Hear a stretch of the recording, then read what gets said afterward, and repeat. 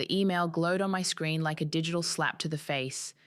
Thanks for the invite to your parents' anniversary party. Can't wait to see the whole family there. I blinked, read it again. My cousin Sydney had always been sweet, but this had to be a mistake. I hadn't heard anything about an anniversary party, let alone sent invitations for one. My name is Brianna, and I built a multi-million-dollar wellness empire from the ground up. But right now, sitting in my corner office overlooking downtown, I felt like that awkward teenager again. The one always left out of family gatherings because I made my sister Lauren uncomfortable. "Vera," I called out, my voice sharper than intended. My assistant appeared instantly, tablet in hand. "What can I find for you?" "My parents' anniversary party. What do you know about it?" Vera's face did that thing where she tries to hide her discomfort. "I actually intercepted some emails about that last week. I was waiting for the right moment to tell you." "Show me." She pulled up an email thread on my monitor. There it was.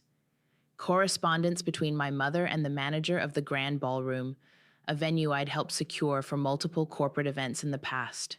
"Just don't let her find out who booked the space," my mother had written. "You know how Brianna gets when she's not in control of everything." My fingers curled into fists. "They used my corporate discount, didn't they?" Vera nodded slowly. "They did. And Lauren's handling the planning." I laughed, but there was no humor in it. "Of course she is. She's still living at home, playing event planner between temp jobs, while I'm just the daughter who—" I stopped myself. "Pull up the guest list." "Brianna, maybe we should—" "The guest list, Vera." She pulled it up. 200 names. Extended family, old neighbors, my parents' golf club friends, Lauren's boyfriend Anthony, everyone except me. My phone buzzed. Another email from Sydney. "Just saw the most beautiful centerpieces Lauren picked out. The roses match the invitation cards perfectly." I closed my eyes, memories flooding back. Lauren crying at my college graduation because I'd stolen her thunder by graduating summa cum laude the same week she got a participation certificate in community theater. Mom consoling her at my company launch party because my success made Lauren feel invisible. Dad staying silent through it all, nursing his scotch. "They're really doing this," I said quietly. "They're celebrating 40 years of marriage by pretending their eldest daughter doesn't exist." "What are you going to do?" Vera asked. I opened my eyes, picked up my phone, and dialed a number. "Gage, it's Brianna. Quick question about the Grand Ballroom. Is it still available for events?" His response made my heart skip. "Funny you should ask. The owner's actually looking to sell. Quietly, of course. Why? You interested?" I caught my reflection in the window. Power suit, perfect posture, eyes blazing. "Maybe. Send me the details?" "Will do, though—" He paused. "Isn't that where your family's having their anniversary thing next month?" So he knew. Of course he knew. "Is it? I wouldn't know. I wasn't invited." Silence on the line, then, "I'll send you everything within the hour." And Brianna? Sometimes the best revenge isn't getting even. It's getting ahead. After hanging up, I turned to Vera. "Cancel my afternoon. We have work to do." "Are you sure about this?" she asked, but she was already clearing my schedule. "They want to use my connections while excluding me? Fine, but they're about to learn that karma has a corner office." I smiled, feeling a plan take shape. And she just got very, very interested in real estate. My phone buzzed again, another family member gushing about the upcoming party. I let it ring. They'd all been so careful to keep this from me, whispering behind my back, probably laughing about how the mighty CEO was finally put in her place. But they'd forgotten one crucial detail. I didn't get where I am by letting people walk all over me. And I definitely didn't build an empire by playing by other people's rules. "Vera," I said, standing up, "get me everything you can on the Grand Ballroom's financials, and find out who's handling the catering for the anniversary party." She nodded, already typing. "What should I tell them if they ask who's inquiring?" I picked up my coat, heading for the door.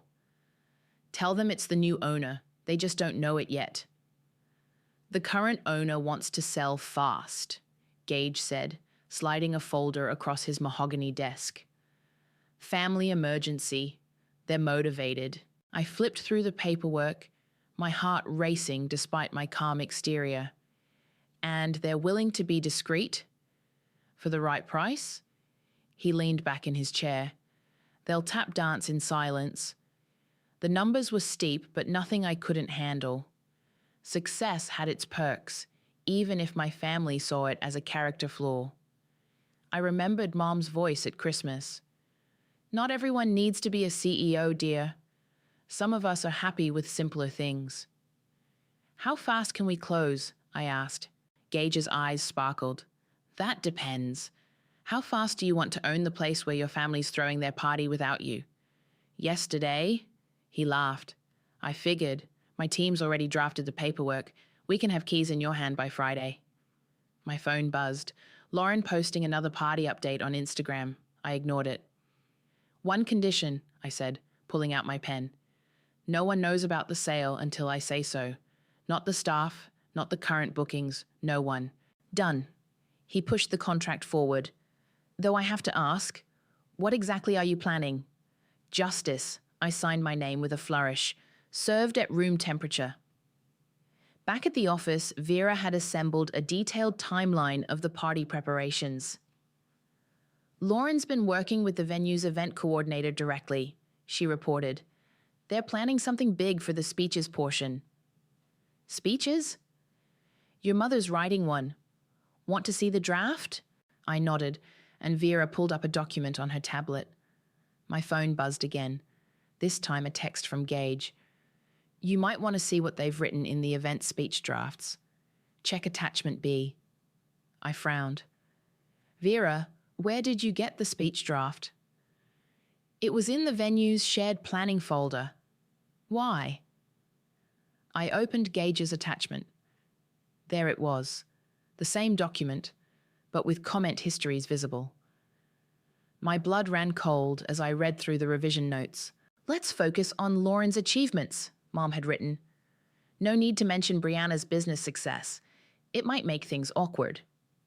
Lauren's response, maybe just say she's too busy to attend? Everyone knows how she is. A memory hit me.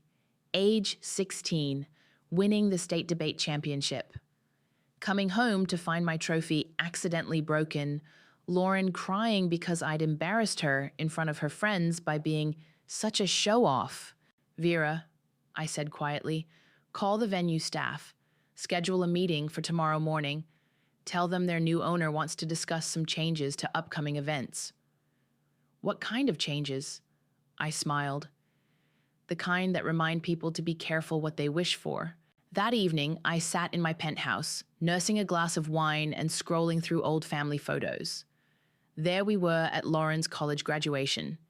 Me in the background, deliberately blurred in the family portrait because my new company had just made the news. My phone rang. Sydney. I just found out, she said without preamble, about you not being invited. It's wrong, Brie. But not surprising. Lauren's being horrible about it. Keeps saying things like, finally, an event where I can shine without competition. I took another sip of wine. How's Mom handling the planning? Oh, you know her. Everything has to be perfect. She's using your business connections left and right, bragging about how her daughter's success opened doors. Sydney paused, just not mentioning which daughter. Interesting. I walked to my window looking out at the city lights. Tell me, Sid, how do you think they'd react if they knew I now own those doors? Silence, then a laugh. You didn't. I did. As of Friday, the grand ballroom is mine. Holy shit, Brie. More silence. What are you going to do? I thought about all the times I dimmed my light to make Lauren comfortable. All the achievements I couldn't celebrate because they made my family uncomfortable. I'm going to give them exactly what they want. A night they'll never forget. They'll lose their minds. That's the plan. I finished my wine. But first, I need to see those speech drafts in full. Think you can help? Already on it. Check your email in 10 minutes. She hesitated. Just be careful, okay? You know how Mom gets when she feels humiliated. I thought about the years of subtle humiliation I'd endured, the constant minimizing of my achievements, the way they used my success while pretending I was the family embarrassment. Don't worry, I said. I learned from the best. After hanging up, my phone lit up with a text from Gage. Dinner tomorrow? I have some interesting information about your mother's special anniversary surprise. I smiled, typing back. Perfect. I have some surprises of my own to discuss. Your mother's speech is quite something, Gage said, sliding his phone across the restaurant table. The part about knowing when to slow down is particularly creative. I scanned the full draft, each word like a paper cut. Mom had crafted a masterpiece of passive-aggressive storytelling, weaving Lauren's minor achievements, a freelance gig here, a community theatre role there, into a grand narrative of family success. And here, I pointed to a paragraph, she actually uses my company's charitable initiatives as if they were family projects. The Wellness Center for Underprivileged Women? The one I built after they told me I was showing off by helping people. I took a long sip of wine. Now it's apparently a family commitment to community service. Gage's phone buzzed. Speaking of family, have you seen this? He pulled up a local lifestyle blog. There was Lauren, perfectly posed in a coffee shop, being interviewed about the upcoming celebration. The headline made my stomach turn. Local event planner creates dream anniversary for parents. My sister couldn't make it, Lauren was quoted saying, but she's probably busy being a boss somewhere. You know how it is with career-obsessed people. Career-obsessed, I repeated, the words bitter on my tongue. As opposed to what? Professionally unemployed?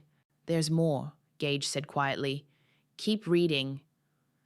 Lauren had gone on to describe how she'd single-handedly arranged everything, including securing the prestigious venue through family connections. She'd even taken credit for the charitable donation aspect, the standard percentage of event costs my company always gave to local causes. My phone lit up with a text from Vera. Meeting with legal in 10 minutes. They want to discuss potential ramifications. I need to go, I told Gage. Apparently, my lawyers are nervous. He caught my hand as I stood. Brianna, are you sure about this? Once you do this, there's no going back. They crossed that bridge when they decided to use my success while erasing me from the family narrative. The law firm's conference room was all mahogany and disapproval. Richard, my head counsel, looked like he'd swallowed something sour. You could humiliate them legally, sure, he said, adjusting his tie. But are you prepared to end all ties forever? They ended those ties, I replied. I'm just making it official. At least let us draft a cease and desist about using your company's name. No, I stood up. I want them to keep using it. I want them to build their perfect little narrative, because when I walk into that ballroom as the owner, every name they dropped, every connection they claimed, every achievement they co-opted becomes part of my story, not theirs. Back in my office, Sydney called. There's something you need to know, she said, her voice shaking. About that internship you tried to arrange for Lauren 10 years ago. I remembered it clearly. A perfect opportunity at a top PR firm. Lauren had bombed the interview spectacularly, showing up late and unprepared. Mom told her to tank it, Sydney said. Said if Lauren got the job, she'd be pulled into your shadow forever. Better to fail on her own terms than succeed in your world. The room seemed to tilt. How do you know this? I overheard them planning it. Mom convinced Lauren you were only offering it to show her up, that you wanted her to fail. A knock at my door interrupted us. Vera stood there, holding a box. Someone anonymously dropped this at reception, she said. You need to see what's inside. I opened the box while still on the phone with Sydney. Inside were childhood photos, dozens of them. Family vacations, school events, holidays. In every single one, my face had been methodically scratched out. What is it? Sydney asked. hearing my sharp intake of breath. Just mom being mom, I said, picking up a destroyed photo of my high school graduation. Hey, remember how she always said I was too focused on success to care about family memories? Yeah? Looks like she's been focusing on erasing those memories for years. I closed the box. Tell me something, Sid. The anniversary party. Are they serving champagne? Cases of it. Why? I thought about the vintage bottles in the ballroom's cellar, now my cellar, because I just decided to upgrade their order. If they want to toast to family loyalty, they should at least do it with the good stuff. Brianna, don't worry, I said, a plan crystallizing. I'm not going to crash their party. Shh. I hung up and turned to Vera. Call the ballroom staff, tell them to replace all the champagne with the reserve collection, and have them prepare the main microphone for a special announcement. What kind of announcement?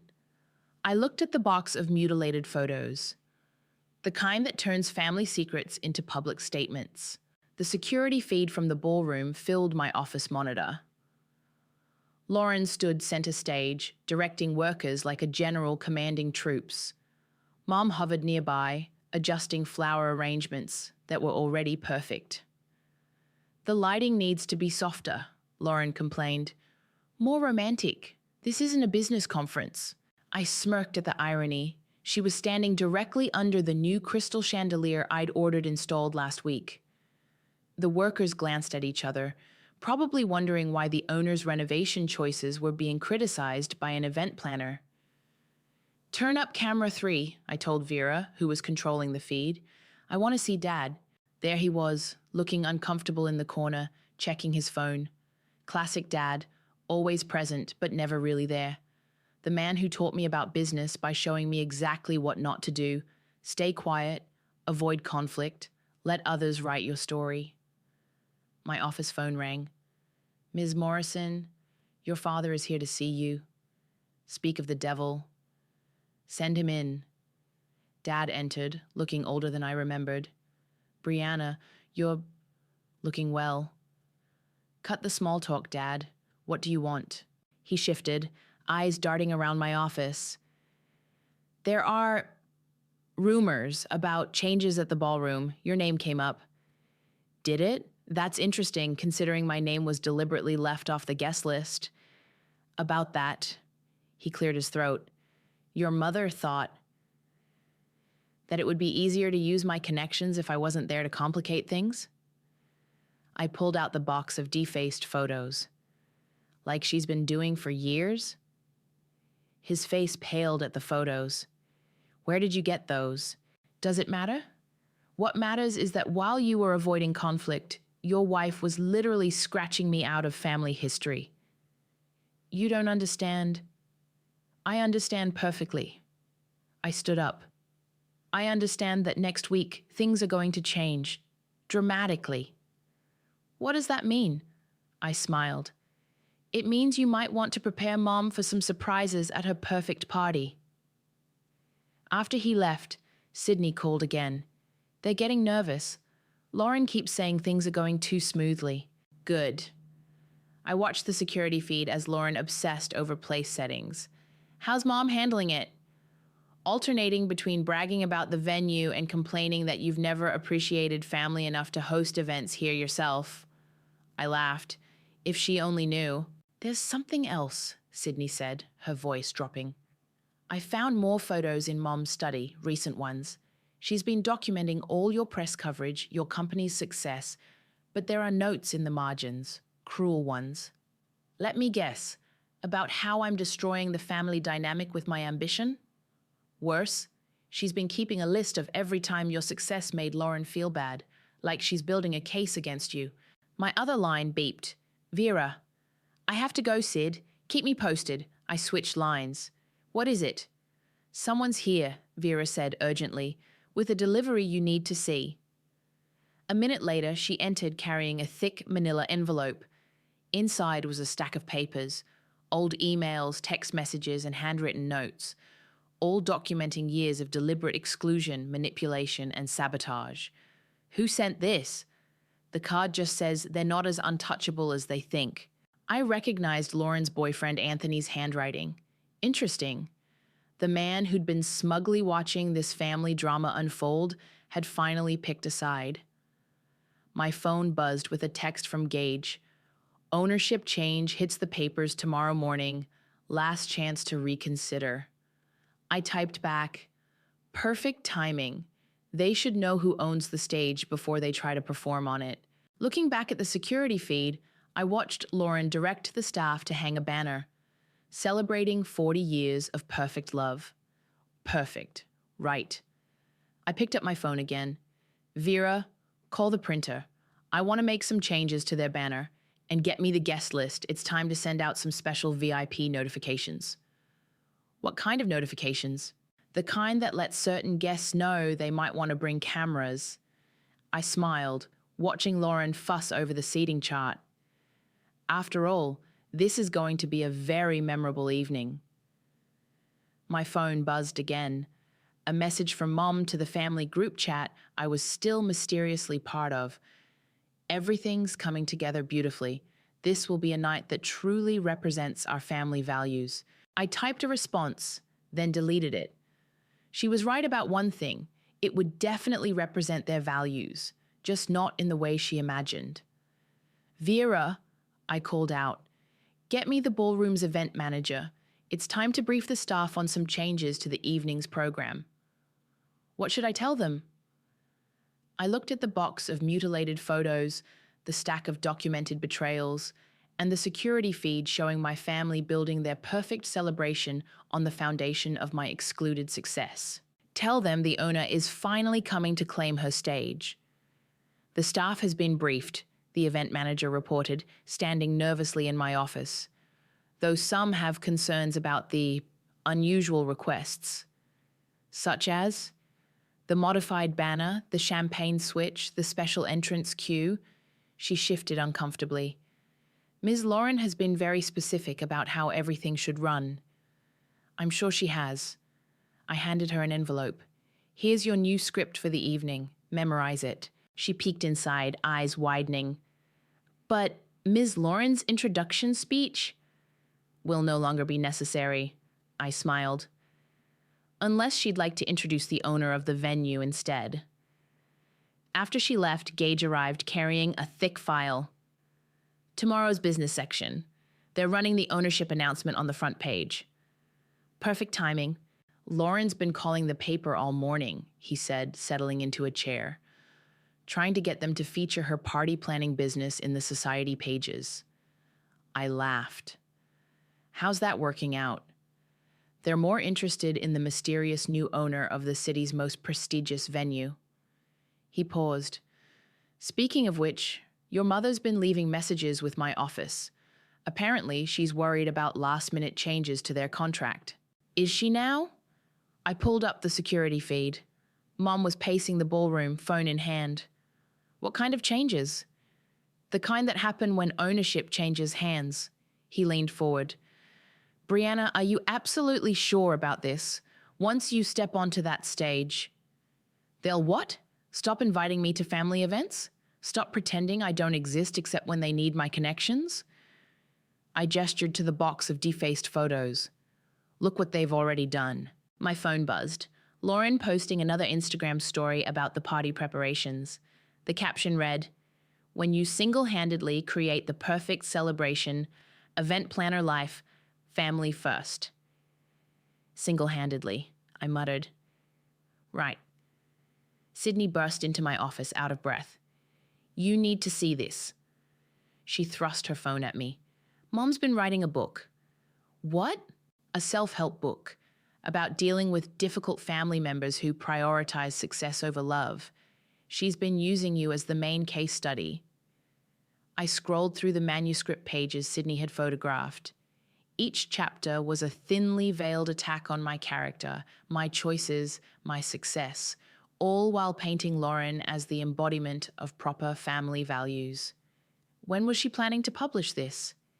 She's announcing it at the party, right after her speech about family unity. I felt the last thread of hesitation snap. Vera! She appeared instantly. Yes? Move up the timeline. I want the ownership announcement to hit tonight, not tomorrow. But now, and call the ballroom. Tell them to prepare the presidential suite. I'll be getting ready there tomorrow. After everyone left, I sat watching the security feeds. Lauren was having another meltdown about the lighting. Mom was rehearsing her speech in a corner, practicing her fake tears. Dad was being dad, invisible and ineffective. My phone rang. Anthony, Lauren's boyfriend. "I assume you got my package," he said without preamble. "The documentation?" "Yes." "Why?" "Because I'm tired of watching this circus." He sighed. "Lauren, she's not well. Your mother's enabled her victim complex for years. Someone needs to end this cycle." "And you chose now to develop a conscience?" "I chose now to pick the winning side." He paused. "Check your email. I just sent you the video of Lauren practicing her surprise speech for tomorrow. The one where she announces she's taking over your foundation's community outreach program. Your mother's idea, of course." I checked the video. There was my sister, rehearsing lines about how she'd finally found her calling by elevating my foundation's work. "Thank you, Anthony. This is helpful." "Don't thank me. Just fix this mess." Some of us actually love her enough to want her to grow up. After hanging up, I called Gage. "Change of plans," I said. "I need you to be my +1 tomorrow night." "I thought you weren't invited." "I'm not, but the owner of the venue doesn't need an invitation to her own ballroom." He was quiet for a moment. "You know this will be war." "No," I replied, watching Mom practice her performance on the security feed. "This will be a lesson in consequences." My phone buzzed one final time. The newspaper confirming the evening edition would lead with the ballroom's ownership change. I typed a quick message to Vera. "Make sure every guest receives a copy of the paper as they arrive tomorrow. Let's give them something to discuss during cocktail hour." Tomorrow, they'd all learn what happens when you try to erase someone who owns the very ground you're standing on. And I had front row seats to the show. The presidential suite's mirror reflected back a woman in a black designer dress, power radiating from every carefully chosen detail. Gage whistled as he entered. "You look ready for war," he said, adjusting his tie. "Not war, justice." I checked my phone. "The newspapers have been delivered to the reception area?" "Stacked perfectly beside the guest book. Your mother's already called 6 people demanding to know what's going on." The ballroom's security feed showed chaos. Lauren was having a meltdown over the mysterious banner change, now reading "Celebrating Family" in all its truth. Mom was frantically trying to reach the venue manager, who, on my instructions, had become mysteriously unavailable. "It's time," I said, slipping on my heels. "Ready to crash a party?" "Lead the way, boss." We took the private elevator down. Through the service entrance, I could hear the murmur of 200 guests, the clink of champagne glasses, and Lauren's increasingly shrill voice trying to maintain control. "Ladies and gentlemen," the event manager's voice rang out right on cue. "If I could have your attention, please." Mom cut in. "We're not ready for announcements yet. Please welcome the owner of the Grand Ballroom." The double doors swung open. I stepped into the spotlight, Gage at my side. The silence was deafening. Lauren dropped her champagne glass. It shattered, the sound echoing through the perfectly decorated space she'd spent months planning. "Welcome, everyone," I said into the microphone that seemed to materialize in my hand. "I hope you're enjoying the venue. I know I am." Mom's face went from confused to horrified as she spotted the newspapers being passed around. Dad seemed to shrink into his tuxedo. "Brianna," Mom started, her voice sickly sweet. "What a lovely surprise." "Is it?" I moved to center stage. Lovely as the surprise of finding out about this party through a cousin's email, or lovely as the surprise of discovering my own mother's been writing a book about me? Gasps rippled through the crowd. Lauren started forward, but Anthony held her back, shaking his head slightly. "You weren't invited," Lauren spat. "This is my event." "Actually," I smiled, "it's mine. Everything in this building belongs to me now. including that lovely champagne you're all drinking, a special reserve I had brought up from my cellar. More murmurs.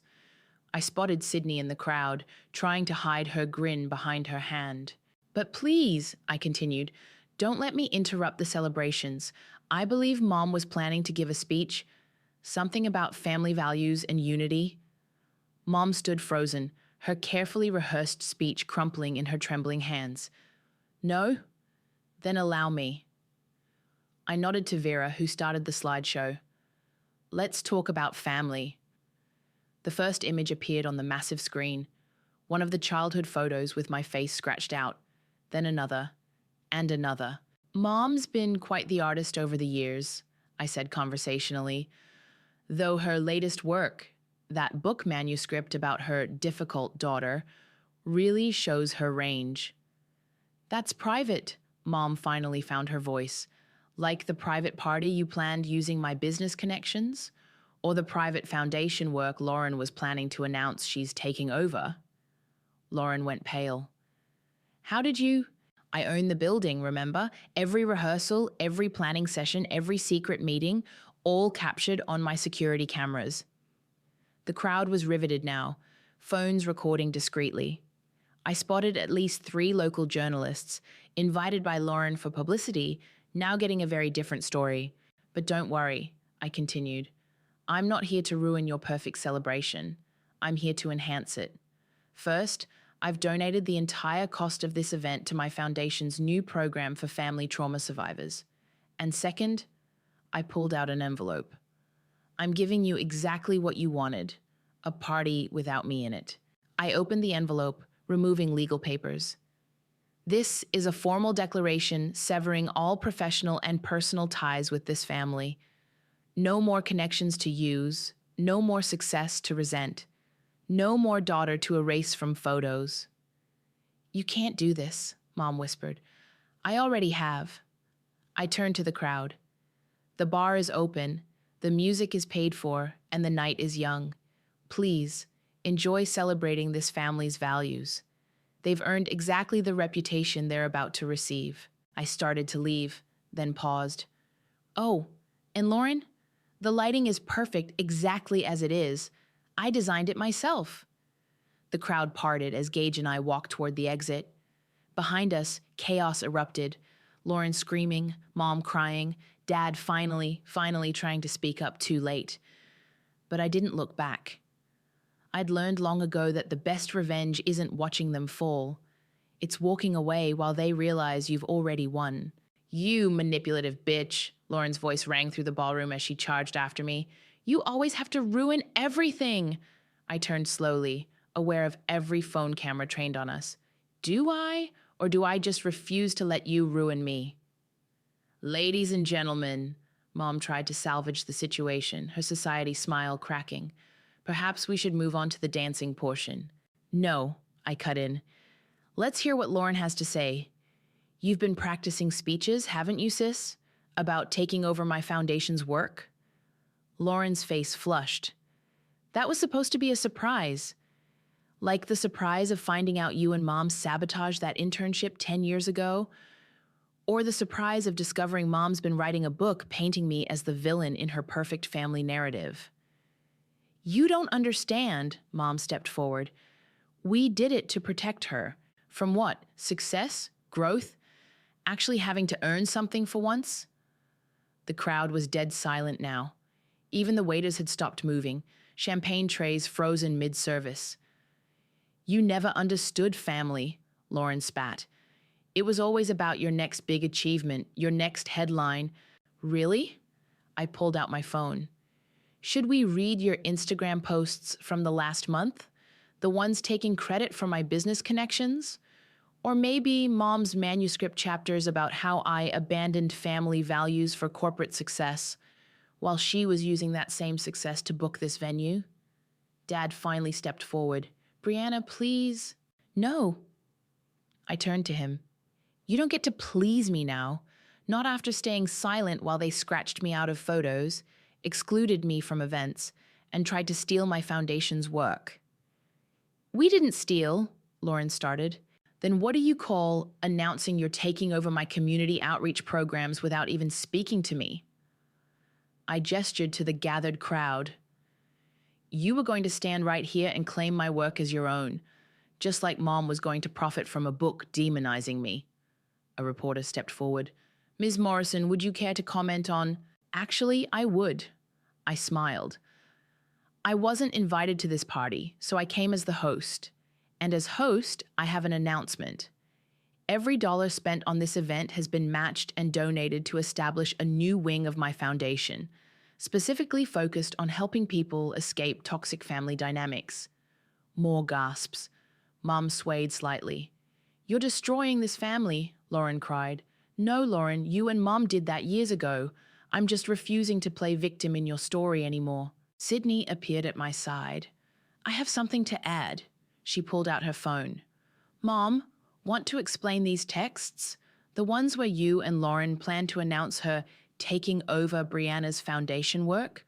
Or should we discuss the book contract you signed last week? Mom's face went ashen. How did you— I sent them, Anthony stepped forward, because this needs to end. Lauren, they've been enabling your jealousy for years, making you dependent, feeding your insecurities. Shut up, Lauren screamed. You don't know anything. I know everything, I said quietly. Every manipulated event, every sabotaged opportunity, every rewritten narrative. And now? I gestured to the recording phones. So does everyone else. An elderly guest spoke up. Deborah, is this true? Have you been doing this to your own daughter? Mom's perfect mask cracked completely. She made Lauren feel inferior. By succeeding? I laughed. No, Mom, you did that. By teaching her that someone else's success diminishes her worth, by making her believe she could only shine if I was erased. The papers, Dad suddenly said. The ownership announcement. You planned this. Like you planned this party without me? Yes. Consider it a lesson in consequences. Lauren lunged forward, but Anthony caught her arm. Don't, he warned. You've lost enough dignity tonight. I turned to the crowd one final time. The party will continue. The bar is open. But know this, every photo taken, every moment captured is now property of the venue. My venue. Use them wisely. As I walked toward the exit again, a reporter called out, Ms. Morrison, your family clearly didn't invite you. Why come at all? I stopped, turned, and delivered the line I'd been waiting all night to say, because sometimes the black sheep of the family needs to remind the wolves that she grew up to be a lion. The headlines the next day would call it the society event of the season, but not for the reasons my family had planned. And somewhere in the city, a manuscript about a difficult daughter would never see publication. Because sometimes the best revenge isn't telling your story, it's making them live it. The empty ballroom felt different in the quiet dawn. I sat at the bar, champagne in hand, watching the cleaning crew remove the last traces of last night's drama. I thought I'd find you here, Sydney said, sliding onto the stool beside me. Social media is on fire. Black sheep revenge is trending. Of course it is. I smiled tiredly. How's the family? Mom's had her phone off since the party. Lauren's posted 17 Instagram stories about betrayal and toxic success. Dad? She shrugged. Being Dad. So nothing's changed. Everything's changed. She pulled out her phone. Anthony sent me this. Lauren's finally agreed to see a therapist. Turns out watching yourself melt down in viral videos is quite motivating. The morning sun streamed through the windows, catching the crystal chandelier. My chandelier. Ms. Morrison? The event manager approached. The foundation representatives are here about the donation arrangements. Send them up to my office. I turned to Sydney. Want to help me plan something actually worth celebrating? Always. In my office, Gage was waiting with coffee and a stack of newspapers. You made quite a splash. Good. I picked up the top paper. Maybe now they'll understand. Success isn't a finite resource they needed to protect Lauren from. My phone buzzed. A text from Dad. I should have spoken up sooner. I'm sorry. Bit late for that, I muttered, but saved the message anyway. Vera entered with a folder. The foundation board loves your idea for the new program. They want to launch next week. Perfect. I signed the papers. Make sure the press release emphasizes the focus on family trauma and recovery. And Sydney? Yeah? You're joining the board. It's time someone in this family actually supported something worthwhile. A knock at the door. Anthony. Lauren's asking to see you, he said without preamble. She's different today, quieter. No more screaming about family betrayal. More like finally facing some hard truths. He sat down. Your mother's book manuscript got leaked online. The comments, they're not kind. Truth rarely is. Brianna, Gage touched my arm. Maybe it's time to shift focus. You've made your point. Now you can build something new. I looked around my office. At Sydney, who'd always seen the truth. At Anthony, who'd chosen integrity over loyalty. At Gage, who'd helped me turn pain into power. You're right. I stood up. Vera, call the contractor. It's time to renovate this place. New name, new purpose. What are you thinking? The Phoenix Room, a place where people rise from the ashes of what tried to destroy them. My phone buzzed again. Lauren. I get it now. I'm sorry it took public humiliation to understand what private pain couldn't teach me. I showed the message to Anthony. He nodded. She means it. For the first time, I think she actually means it. Tell her, I paused. Tell her the Phoenix Room's first event will be a fundraiser for mental health awareness. She can help plan it, if she's willing to do it as herself, not as my replacement. Sydney grinned. Healing through event planning? That's either brilliant or crazy. Sometimes they're the same thing. I walked to the window. Besides, she needs to learn that success doesn't come from erasing others. It comes from building something of your own. The morning sun painted the city gold, promising a new day. Below, workers were already changing the venue's signage. My phone kept buzzing with messages, some supportive, some angry, all proof that truth, once spoken, can't be unspoken. So, Gage said, joining me at the window. Was it worth it? I thought about the scratched-out photos, the stolen opportunities, the years of calculated erasure. Then I thought about Lauren's text, Dad's apology, the foundation's new direction. Ask me again when the Phoenix Room opens, I replied. When we're helping people turn their pain into purpose. And your mother? She can write whatever story she wants now. I'm done being her character. Sydney raised her champagne glass. To the black sheep who became a lion. No, I corrected, raising my own glass. To the truth that set her free. The sun climbed higher, washing away the last shadows of last night's revelations. Outside, a new sign caught the light. The Phoenix Room, rise above. Sometimes the best revenge isn't in the burning of bridges, but in building something better from the ashes. And sometimes the most powerful family isn't the one you're born into. It's the one you build from the pieces of your broken past. I looked at my newfound family gathered in my office and smiled. Let's get to work. We have some rising to do.